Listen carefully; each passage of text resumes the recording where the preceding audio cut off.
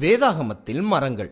Gopher மரம் நோவாவின் பேழை செய்ய பயன்பட்டது. சீத்தீம் மரம் ஆசரிப்பு கூடாரத்தின் பனிமுட்டுகள் செய்ய பயன்பட்டது. ஒலிவ மரம் எண்ணெய் மற்றும் அபிஷேக தைலம் செய்ய பயன்பட்டது. தேவதாரு மரம் இசைக்கருவிகள் செய்ய பயன்பட்டது. கேதுரு மரம் சுத்திகரிப்புக்கு பயன்பட்டது.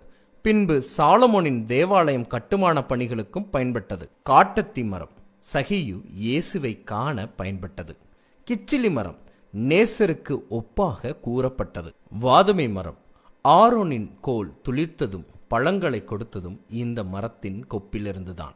கர்வாலி மரம் அப்சலோமின் தலைமுயற்சிக்கு உயிர் போனது இந்த மரத்தில்தான். பேரிச்ச மரம் தெபோராலின் இருப்பிடம் இங்குதான் இருந்தது. பனை மரம் நீதிமானுக்கு ஒப்பாக சொல்லப்பட்டிருக்கிறது. நீதிமான் பனையை போல் செழிப்பது போல கர்த்தருடைய பிள்ளைகள் யாவரும் செழிப்பார்கள் என்பதை புரிந்து கொள்ளலாம்.